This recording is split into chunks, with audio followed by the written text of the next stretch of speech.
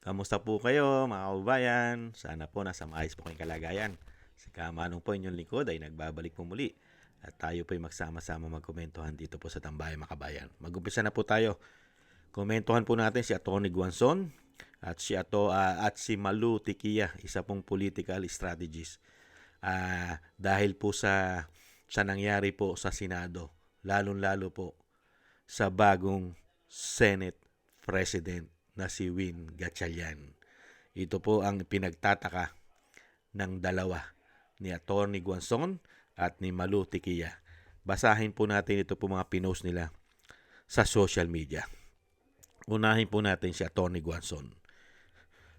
Excuse me po. Ito po ang sinasabi po ni Atty. Guanzon sa kanya pong post. Inaasar nyo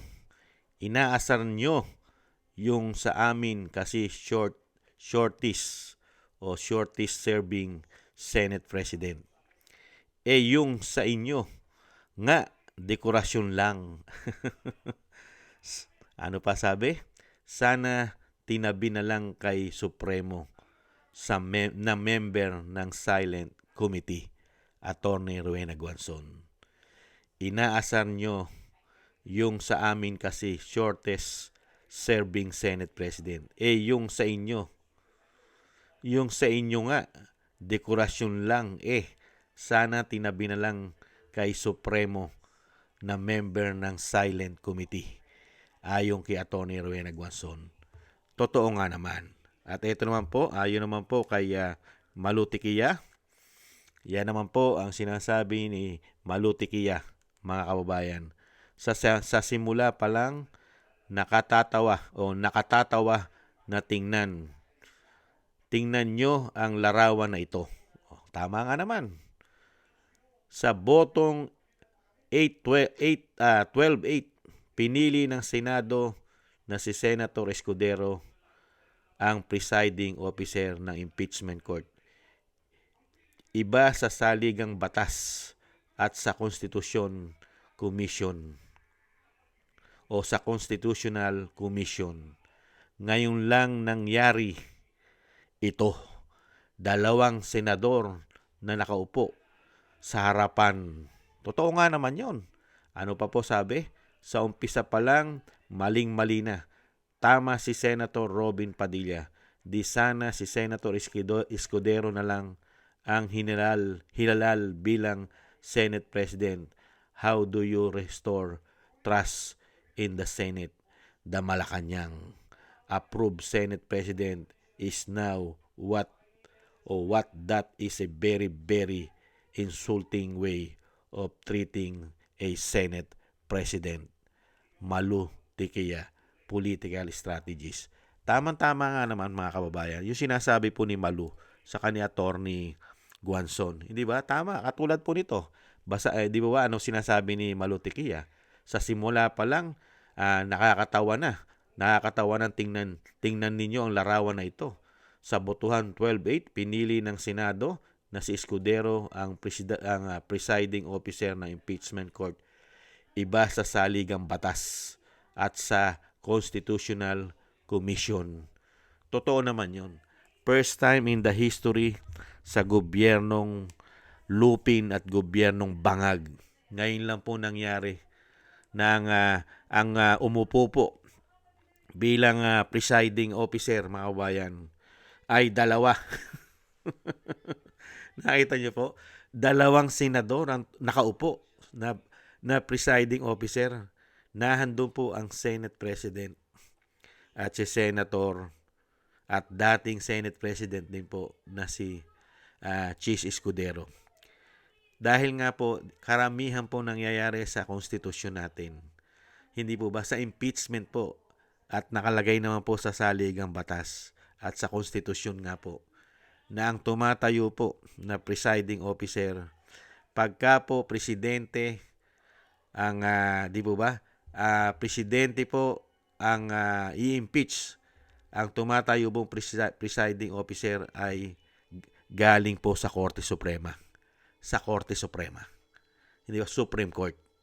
Nang gagaling po ang presiding officer. At sa Vice President naman po, ang umuupo ay isa pong Senate President.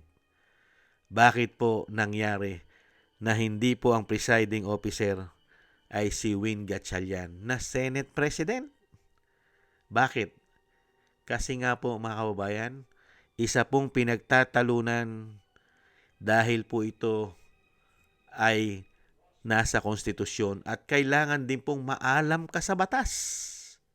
Batas po kasi dahil maglilitis ka.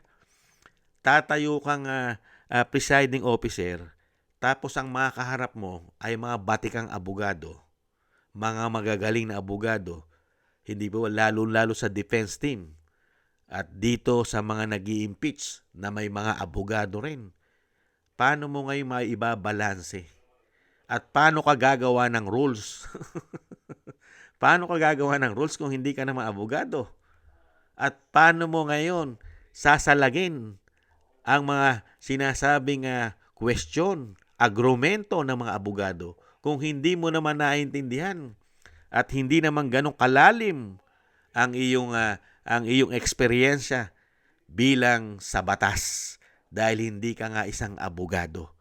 Kaya nga dito nasasabi nga po ni Atty. Guanzon, inaasar niya inaasar niya si Win Gatchalian, mga kababayan. Sa maiksing panahon, tumayong Senate President si Alan Peter Cayetano na masyado po nilang pinulitika.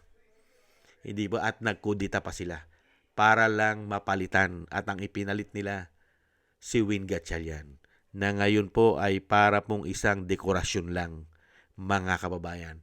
Hindi po ba nakakahiya ito? Nagkaroon po tayo ng Senate President na dekorasyon lang at nakakahiya.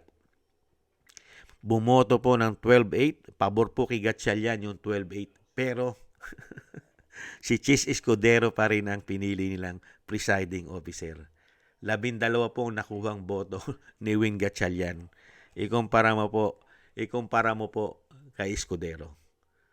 Ang pinakamatindi po kasi mga kababayan, dito po sa tinatawag na 13 Judas, dito po sa grupo ng 13 Judas di umano, ay ilan lang po ang abogado dyan. Si Kiko Pangilinan lang at si Escudero di umano. Hindi po katulad dito. Dito po sa kabila. Di ba? Sa 11, napakarami pong abogado dyan. Yung isa nga pinakulong pa nila. Dahil pinilit nilang ipakulong. Dahil lalo silang mga ngamote. Kung si Senator Marcoleta ay nahandyan pa. Kay Senator sa magkapatid ng Cayetano, nangamote na sila eh. Hindi po ba? Yan po mga kababayan, ang kundina. At syempre po ay may kasama pong pangungutya. Kinutya po nila at inasar pa, mga kababayan, ang naging sitwasyon ng bagong Senate President na si Win Gatchalian na naging palamuti lang, mga kababayan. At bago po tayo magtapos mga kababayan, tingnan po natin itong isang video kung ano po ang itsura ni Senate President Win Gatchalian. Ito po mga kababayan.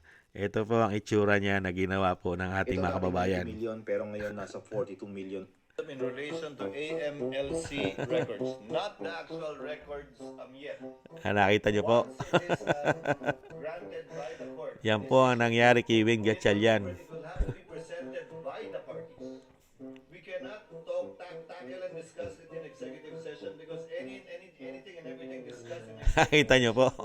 cannot be revealed into the public and used by this court.